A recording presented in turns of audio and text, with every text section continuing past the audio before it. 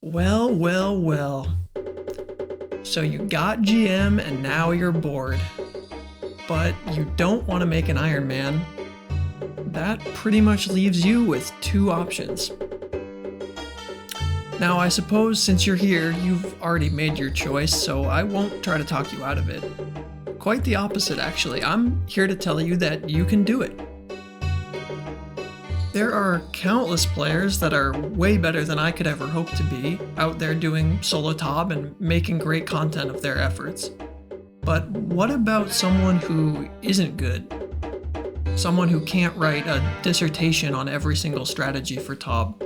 Someone who's never ingested even a single purple sweet? Could they get their first clear? And if they could, what would that process really look like for them? To answer that question, I put myself through it as a total beginner, someone who has never even thought about attempting the scale before, and I tried to identify as many pain points as possible, and I'm hoping to share them with you. I'll share some of what worked, what didn't work, and my tips to get your very first KC.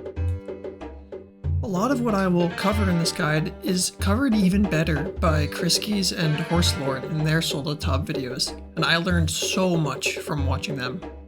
I have their links in the description, and I would highly suggest giving them a watch. There's going to be a few places that I go into a little more detail to share my personal frustrations and tips that I learned in my solo learning arc. What? Wait, no, I'm sorry.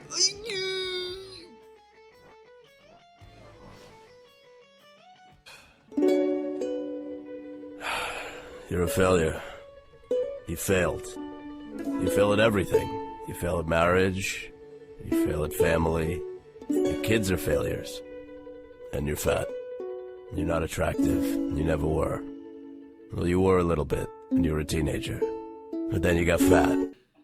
As well as some new additions to the game, such as the prayer regen pot that allows for some slightly different approaches to mechanics, especially in P2.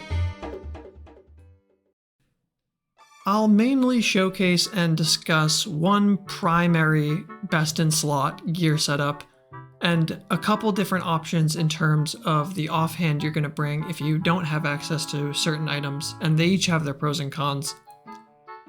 I'll put a disclaimer here now that the applicable gear downgrades where available are definitely possible, Bandos instead of Torva and Ancestral instead of Virtus, but I will encourage you to take all the odds that you can get while learning, even if it is an expensive setup.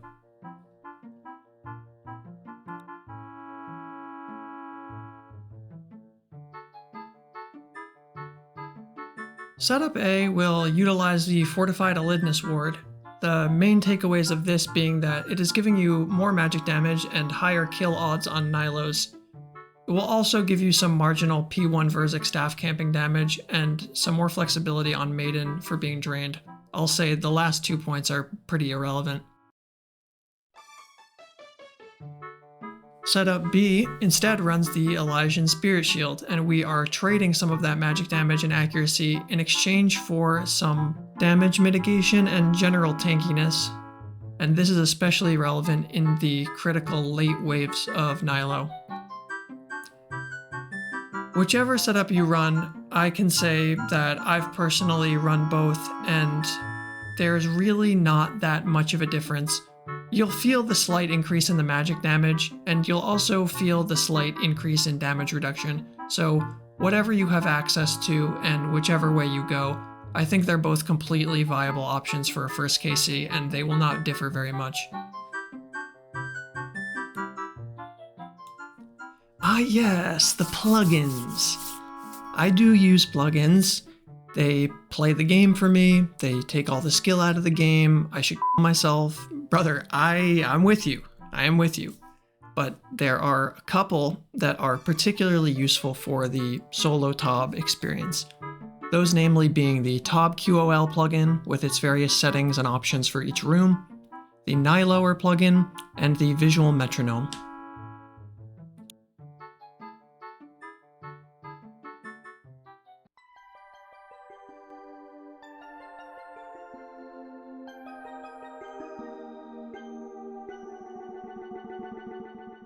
Maiden is a low-stress room in a solo, but has a few key components that need to be done correctly.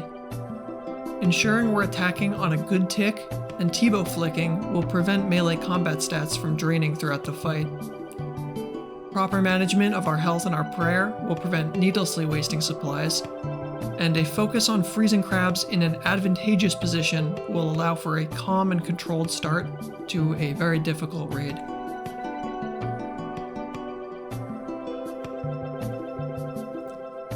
A good or bad tick simply refers to your attack cycle relative to Maiden's 10-tick attack cycle. A good tick being anytime she's not auto-attacking you, as this comes with the stat drain of the highest attack bonus style on the tick she targets you. To avoid this, we will be wearing our TOB on the tick she targets us, and making sure our scythe attacks are offset from her autos. Doing this while also pre-moving around her corners between our set of 2 attacks further ensures that we automatically dodge the blood throw attack. We can ensure we start off in a good cycle by TOB pre-firing the boss, waiting to equip our Elder Maul until Maiden's first attack, and then immediately specking twice and re-equipping our TOB. After Maiden's second attack, we can immediately equip an attack with our scythe, and our attacks will be offset from Maiden's, at least until the first crab spawn. Let's take a quick look at what that looks like. Starting every Maiden in this fashion ensures that the fight essentially plays on autopilot until the first crab spawn.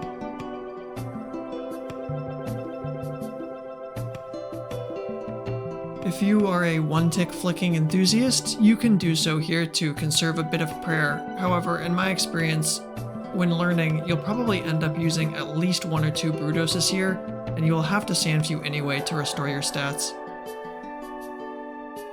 As our scythe attack comes off cooldown, we equip our TOB, and we flinch around the corner to auto-dodge the blood. When a 1 or a 2 crab spawns, it's a race against time to get it frozen as fast as possible, as leaking will drastically increase the amount of damage Maiden is able to do to you. However, when back crabs spawn, it's advantageous to wait and freeze them together closer to Maiden, so that you don't lose any attack cycles when getting back on the boss to attack her after the crabs are dealt with. While finishing up Maiden, continue to do what you did for the entire fight. Dodge blood, conserve your stats, and don't stress too much about the marginal amount of supplies that we used in this room. A couple brew doses and a couple Sandfew doses will not materially affect your odds of completing the raid, and they will not be missed. We will have plenty of opportunities to get more supplies than we will need to complete Verzik down the line. I divine here out of a habit from running higher scales, but in my experience, Bloat can take anywhere between 4 minutes and 15 seconds all the way to 5 minutes and 45 seconds. You're not really going to miss this 10 HP, as you're probably going to be flinching, taking flies, and tick eating to get more attacks. So I would just as soon wait and divine when you're actually ready to start attacking Bloat on the first down. The aptly named Bloat room is exactly that. It's just something we have to do for 5 minutes. If you want to go crazy and keep track of all the ticks in each down, how many attacks you can get, flinch, tick eat everything, that's up to you. You can also just hang out and get 5 attacks per down, and in 5 minutes, you'll be ready for the actual first challenge of the raid, the Nylo room. As we move towards the Nylo room, we can equip our wand and shield and make room for the shark that we're going to purchase at the first chest. This is to ensure that we have a combo eat available when the pillars start to fall during the late critical waves of the Nylo room. If you are down horrendous on supplies, you can always buy a prayer potion here as well, depending on how good or bad your Maiden went. Use the next couple minutes to calm your mind, sort out your inventory in a way that will allow you to switch the way that you like, have your Phoenix necklace in a place in your inventory that is ready to be equipped later on, and when you're ready to finally start the room, make sure to sip your prayer regen pot and a divine super combat dose. You're going to be auto-casting one of your 2 barrage spells and manually casting the other. I'll let you decide which is easiest for you.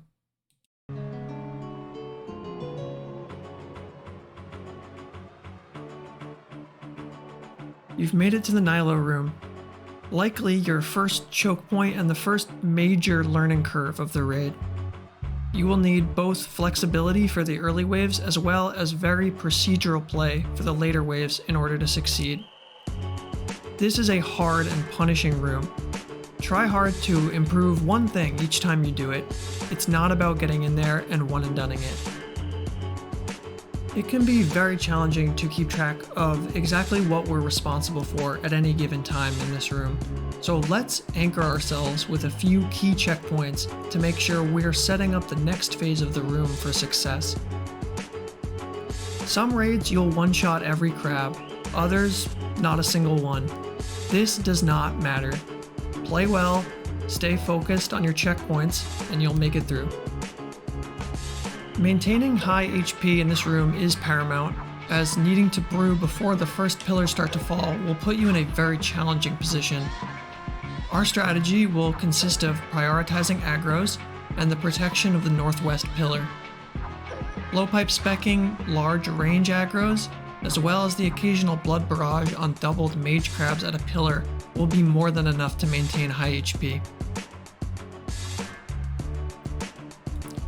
Our first checkpoint is going to be from waves 1 to 9.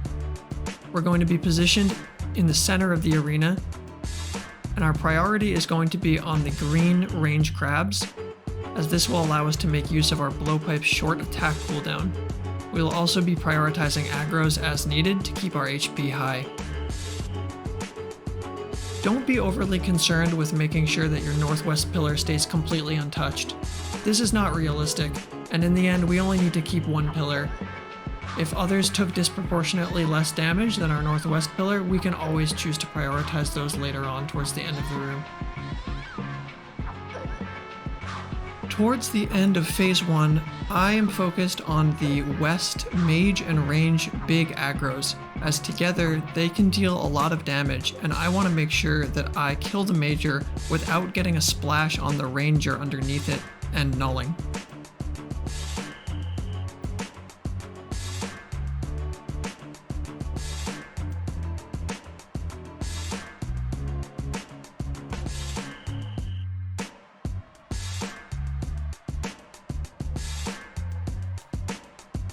I begin phase 2 by taking stock of the HP of all my pillars while continuing to try to not lose ticks and killing convenient range crabs as I assess the pillar's HP. As wave 10 comes in, I know there will be a east and west ranged small aggro, and killing those is my top priority before getting back on the pillars. Wave 11 will have the double mage aggro, big and small, and wave 12 will have the double small melee aggro. I'll kill all these in order before getting back on the pillars. If you want to be cute, you can always line up the 12s for a double scythe.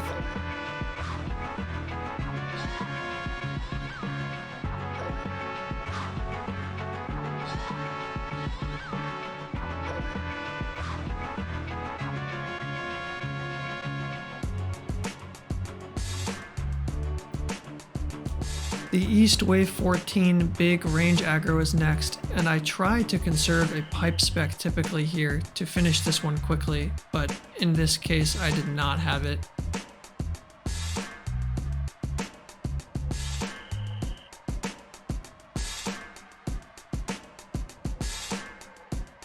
I know I'm approaching a key juncture here, and 62 is a little lower than I'd like my HP, so I make sure to carve out a few seconds to barrage and get myself in a healthier place before the most critical waves come. Right before checkpoint 3 begins, the 18 and 19 bigs are going to enter the room. I am trying as hard as I can to kill them all immediately and force the room to stall. This is going to give me time to ensure that I'm set up properly for the most challenging part of the room and restore any missing HP if needed. Once my HP is stable, I'm going to use the next few ticks to send ice barrages and clean up some range smalls on my northwest pillar. You can see here that forcing the stall leaves me with plenty of time to assess my pillar's health and clean up some loose crabs without the pressure of more in the room. I will scythe the south and west 20 melee bigs, and this will leave me in a good spot to transition into our final checkpoint and phase 3 of the room. These next waves from 21 to 27 each have a series of very specific steps that should be followed, so it's time to focus up and lock in to finish up the room.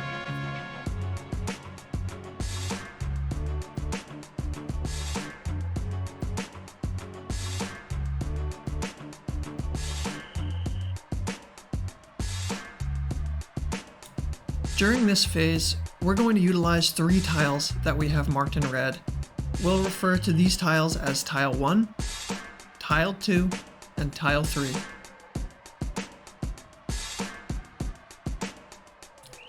As Wave 21 enters the room, I'll proceed to Tile 1 with my blowpipe equipped to kill the east range aggro.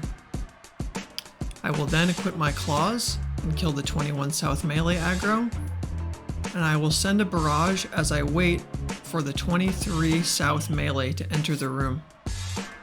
As the 23 south passes through the gate, I will freeze the 22 aggro and step under him to Tile 2. I'll send an ice barrage to fill ticks as I wait for the 24 east aggro to approach. My eyes are now focused on this 24 east aggro, as after he attacks I will use that as my cue to immediately move to Tile 3 and ice barrage the 24 west after it attacks once. I will then move north to the gate, do a melee switch to kill the 25 west aggro, and then a mage switch to kill the 26 west aggro after that. Now that our conga line has been created, I'm going to spend the remainder of the waves focused on offsetting the death of the pillars.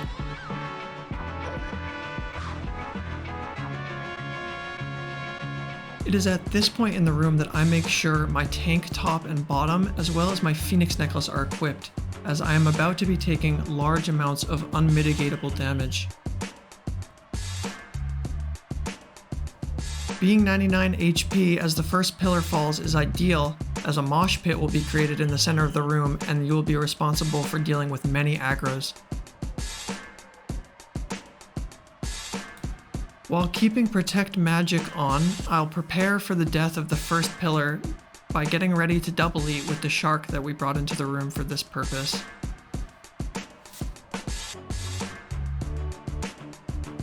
As the pillar goes down and all the aggros are drawn to me, I will now proceed to run in a star formation around the room, avoiding the center at all costs. I will brew and restore as needed so that I can continue to cast Blood Barrage while kiting the aggros around the room.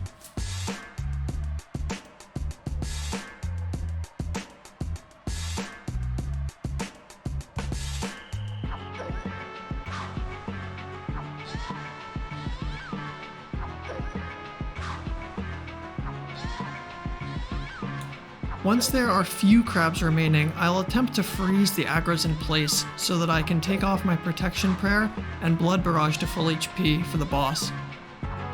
If my blood barrage is doing good damage and my heals are looking fine, I'll use this opportunity to divine and sneak some HP back before the boss spawns.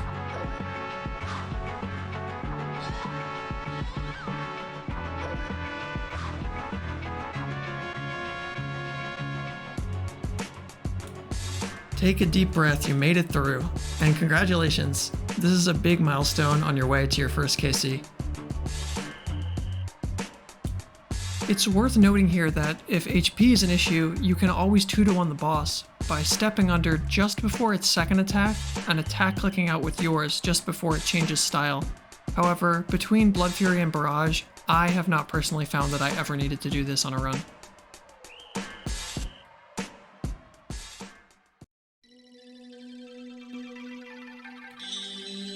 Similar to Maiden, Sote is a pretty chill room where there's not much you're responsible for.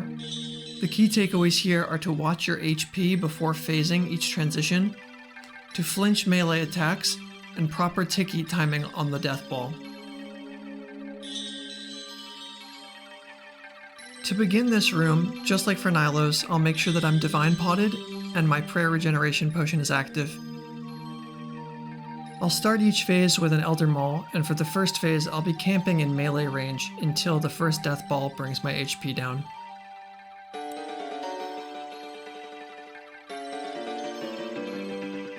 As the first death ball approaches, I'll take a step back and look for his next auto attack. After this, 5 ticks later, his head will bob again, and that's my timing to tick-eat the ball. I'll be flinching into melee, offset with his magic attacks and lazy flicking piety. You will not need any prayer in this room with the regen pot active.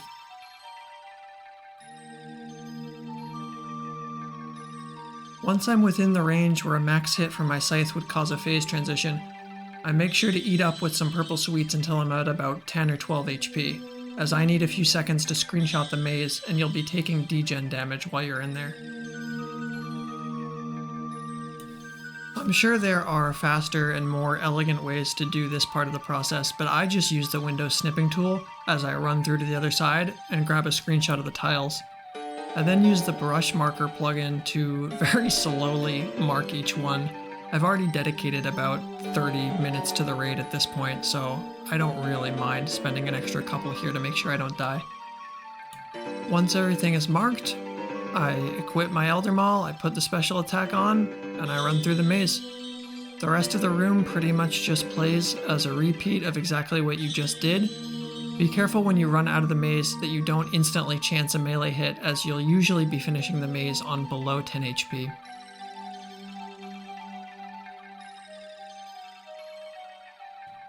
The chest before Xarpus is our last stop before Verzik. We want a solid 4 or 5 brews going into Verzik. Ideally, you'll have at least 2 sand fuse left over at this point, if not a little bit more, so you don't need to buy any restore. Just stock up on prayer potions for Xarpus, as we will be needing several.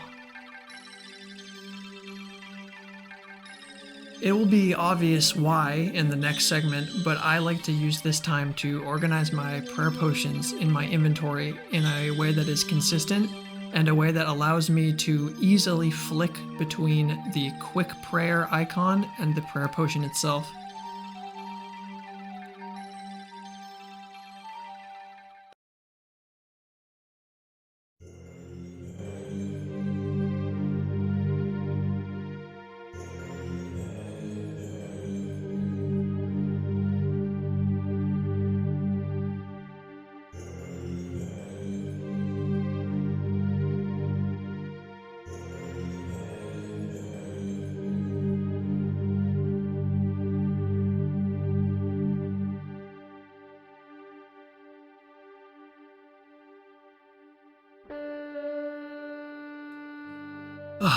This motherfucking piece of shit has caused me so much grief.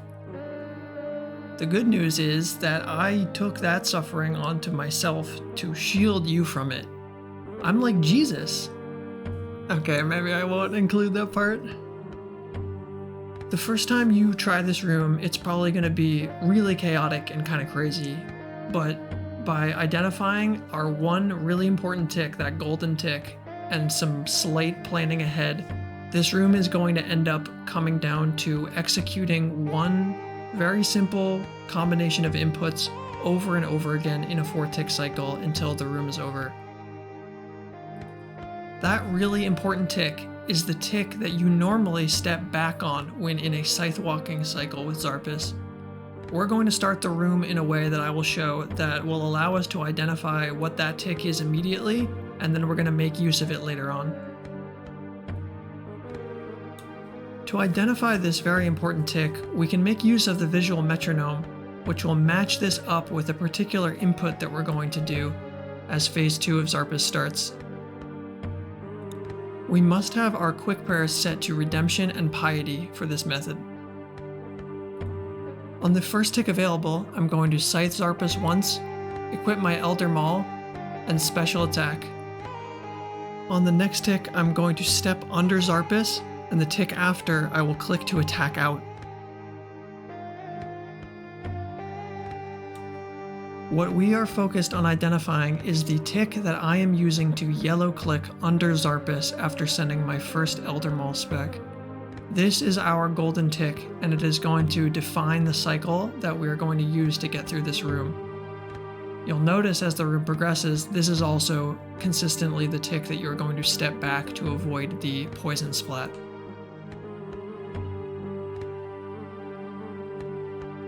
As I get my Elder Maul XP drop, I will yellow click under Xarpus, and we are on tick 4. This is the tick that we care about. This is our golden tick for the rest of the room. Here you can elect to send your second Elder Maul by either ragging this front tile, or if you want to step under again on tick 4 and red X out, you can avoid ragging this tile entirely.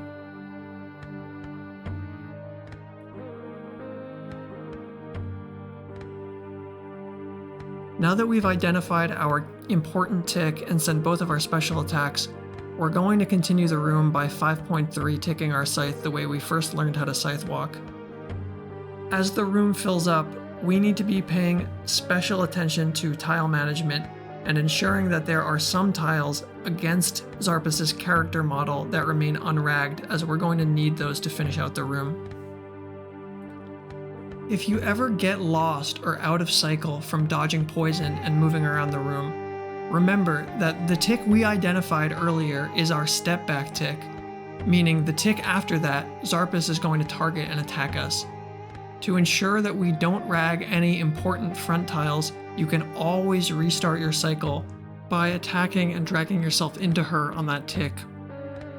In this particular footage, that's tick 1. Here's an example of me getting a little lost and out of cycle as I try not to take too much poison damage. I simply wait until tick 1 to resume my attack cycle, and I'm back in.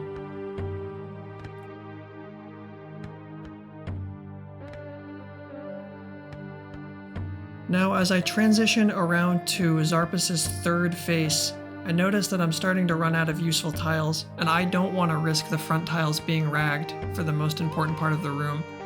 So it's at this point that I bail on my normal scythe walking, and I start employing our end of room tactic. From this point on until the enrage, we are in a 4-tick cycle with Xarpus that we cannot break, or we're going to likely die.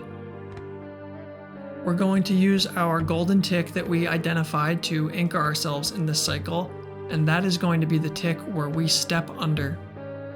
We are now in the step, drink, attack, pray cycle, and we'll be doing this over and over. Let's slow down the footage a little bit and take a look at what that looks like. On tick 4, we will step under, and on this tick we will also drink a prayer dose. On the next tick, we will click to attack out and turn redemption back on.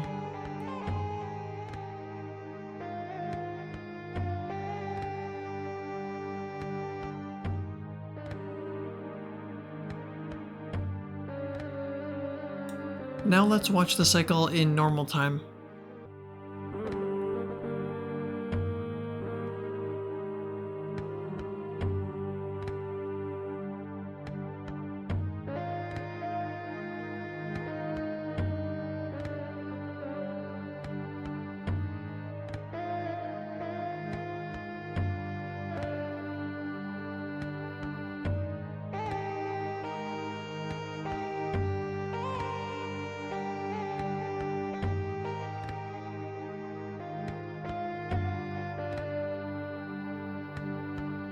Remember that if any part of this feels daunting to you, you always have entry mode available to you as a free tool to get practice doing this room over and over again.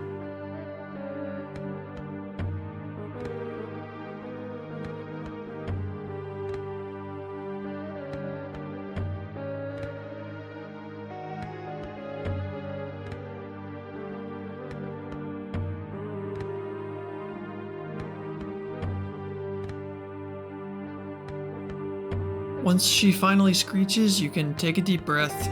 You did what you had to do, and we're on to the final challenge.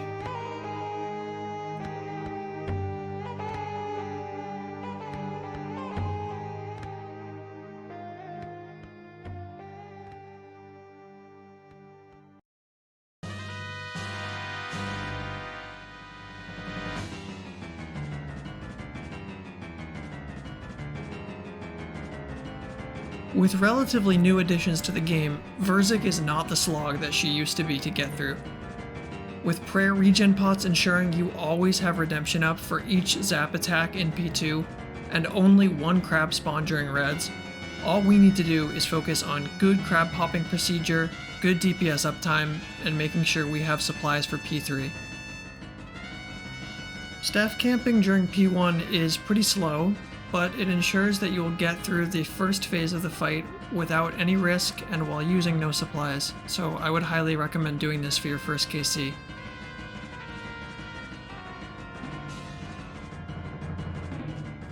Once in P2, we will pray Redemption and Piety with our quick prayer set to Redemption. We'll Scythe Walk as normal, tracking each zap attack every 5 Verzik autos, and tick eating it with a purple sweet with Redemption on if our HP is below 15. We will also watch for the crab, which will always spawn in the same place.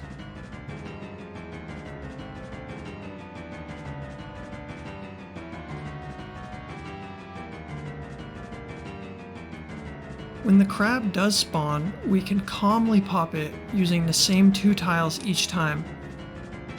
As we path from tile 1 to tile 2, we can equip our blowpipe and attack the crab once when we reach our destination tile. Here's what it looks like from a first-person view, and the 2 tiles are the ones highlighted in red.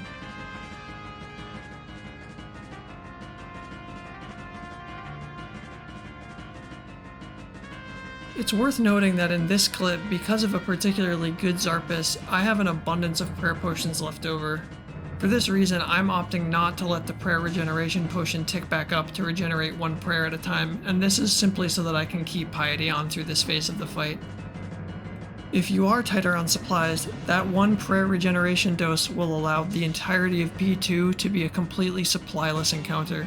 I would highly recommend making use of it. This little dance continues until red spawn at 35%, at which point in time, the healing from your Blood Fury will be out DPSing the damage from the zap, and so you won't need to rely on redemption at that point.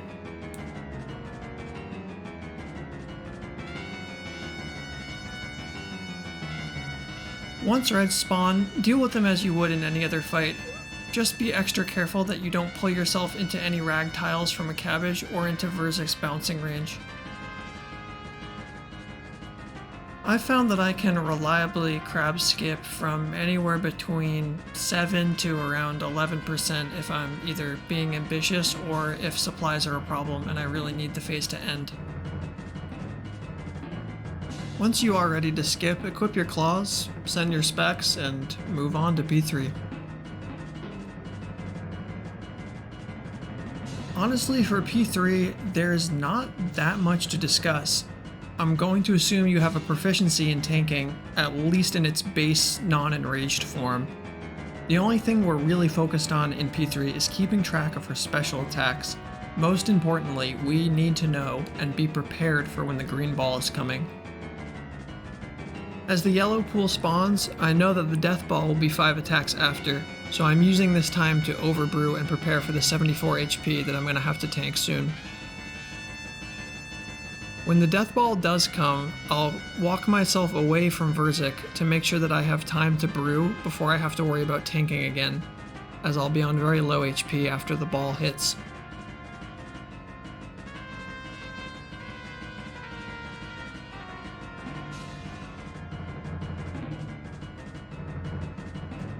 We waste a fair bit of time playing this way, but this is far from a max F guide, and we are prioritizing stability and an easy clear this late into the raid.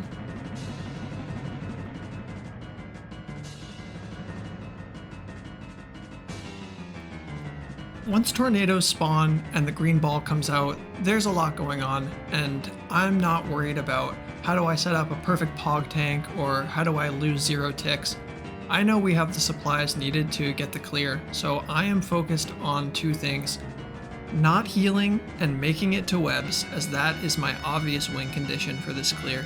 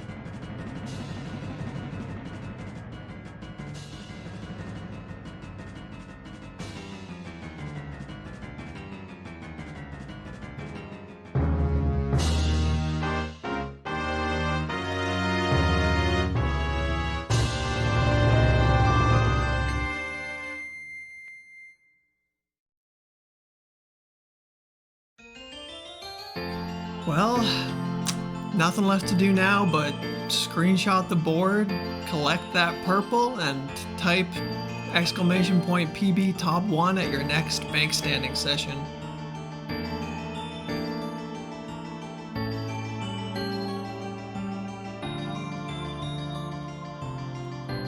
I really hope this video inspired some confidence to tackle this challenge and that you'll give it a try. This is the first time I've ever tried to make a video, and don't worry, I don't have intention of making another one. But if you do end up with any questions about combat achievements or this challenge in particular, I should be easy to find on Discord in the Learn TOB and the Learn Hard Mode TOB Discords. I'll leave a link for them in the description as well. I'd like to end by thanking a few players and creators that helped me when I was feeling stuck. TOB has a bit of a bad rep in terms of its community, but I have met some of the kindest and most generous people here. Good luck in your grind, and whatever challenge you've set for yourself, I promise you can get it done.